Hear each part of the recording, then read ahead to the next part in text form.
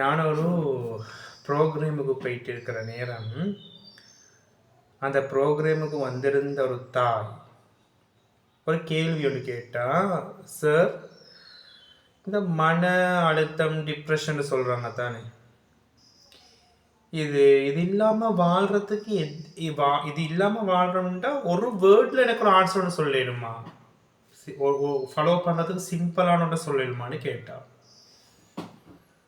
அந்த கேள்வி மிக மிக ஆழம், மிக மிக ஆழம். நான் சொன்னேன், நிச்சயமாக முடியும், ஒரு வேர்டில் நான் சொல்கிறேன், அதை ஃபாலோ பண்ணீங்கன்னு சொன்னால் எந்த பிரச்சனையும் இல்லாமல் இந்த உலகத்தில் எது வந்தாலும் தாங்கி வாழலாம். எல்லாரும் ஆர்வமாக இருந்தாங்க அதை கேட்குறதுக்கு. ஒன்று அதை அங்கே அந்த ப்ரோக்ராமில் சொன்னதை நான் உங்களுக்கு சொல்கிறேன். எல்லாமே மாறக்கூடியதுன்னு நினச்சி வாழணும்.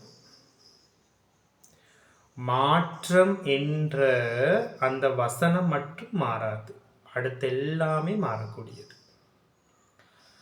நான் சொல்லல, சரி, இப்போ நான் சொல்கிறேன். நான் சொன்னது யாரு சொன்னது? நான் இப்போ உங்கள்கிட்ட சொல்கிறது யாரு சொன்னது தெரியுமா? புத்தர். தான் மாற்றம் ஒன்று, அந்த மாற்றம்னு சொல்லக்கூடிய அந்த வசனம் மட்டும் உலகத்தில் மாறாது, அடுத்த எல்லாம் மாறும். மாற்றம் ஒன்றே மாறாதது, அனைத்தும் மாறக்கூடியது. இன்றைக்கு என்னோட சிரிச்சு பேசி சந்தோஷம் உதவி செஞ்சு கொண்டு இருக்கக்கூடிய ஒருவர் நாளைக்கு எனக்கு துரோகம் செய்யலாம். இன்றைக்கு எனக்கு துரோகம் செய்கிற ஒருத்தர் நாளைக்கு என்னோட அன்பானவராக மாறலாம். இன்றைக்கு எனக்கு பாசமான பொருள், பாசமான ஒன்று நாளைக்கு எனக்கு வெறுப்பாக மாறலாம். இன்றைக்கு எனக்கு ஒரு வெறுப்பான ஒன்று நாளைக்கு எனக்கு அன்பானதாக மாறலாம். இன்றைக்கு நான் ஆரோக்கியம் வைக்கிற நான் நாளைக்கு நோயாளியாக மாறலாம். இன்றைக்கு நோயாளி வைக்கிற நான் நாளைக்கு ஆரோக்கியமானவராக மாறலாம். இன்றைக்கு நான் நம்பிக்கை வச்சு கொண்டிருக்கிறவர் நாளைக்கு நம்பிக்கை அற்றவராக மாறலாம்.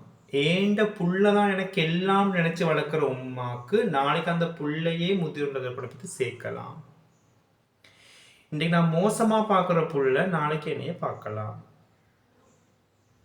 சரி, இன்றைக்கு கோடீஸ்வரன் ஆயிக்கிறேன்னா நாளைக்கு ஒன்றுமே இல்லாம ஆகலாம். இன்றைக்கு நான் ஒன்றுமே இல்லாம இருக்கிறேன்னா நாளைக்கு பெரிய ஒரு கோடீஸ்வரனா மாறலாம். இன்றைக்கு இன்பம் ஆயிக்கிறது, இன்றைக்கு இன்பம் சந்தோஷம் ஆயிக்கிறேன்னா நாளைக்கு பெரிய துன்பத்தை சந்திக்கலாம். இன்றைக்கு நான் துன்பம் ஆயிக்கிறேன்னா நாளைக்கு பெரிய ஒரு இன்பத்தை சந்திக்கலாம். எல்லாமே மாறும், அடுத்த நொடி மாறும். இந்த மாற்றம் நடந்து கொண்டிருக்கிறதுனால தானே அன்பானவர்களே இந்த உலகம் இயங்கிக் கொண்டிருக்கிறது, இந்த பிரபஞ்சம் இயங்கிக் கொண்டிருக்கிறது, இந்த கோள்கள் ஒவ்வொரு செகண்டும் இந்த உலகத்தில் மாற்றம் நடந்து கொண்டிருக்கிறது. ஒவ்வொரு செகண்டும் எங்களோட உடம்புக்கு மாற்றம் நடந்து கொண்டிருக்கிறது. ஒவ்வொரு செகண்டும் இந்த இயற்கையில மாற்றம் நடந்து கொண்டே இருக்கிறது. ஒவ்வொரு செகண்டும் இந்த பிரபஞ்சத்துல மாற்றம் நடந்து கொண்டே இருக்கிறது. மாறும், எதுவும் மாறும் என்று நினைச்சிட்டீங்கன்னு சொன்னா, அதை மனசுல ஃபிக்ஸ் பண்ணிட்டீங்கன்னு சொன்னா உங்களுக்கு வாழ்க்கையில எதுதான் நடந்தாலும் ஃபேஸ் பண்ணிட்டு போவீங்க. வேங்க ஃபேஸ் பண்ணிட்டு போவீங்க. சொல்லுவாங்க இதுவும் கடந்து போகும்னு சொல்லுவாங்கன்னா அதுதான்.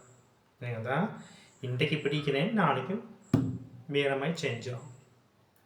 வேங்க தான் நாலண்டைக்கு வேற மாதிரி சேஞ்ச் ஆகும். இப்படி நீங்கள் எவ்வளோ உதாரணங்கள் லைஃப்பில் பார்த்துருக்குறீங்க.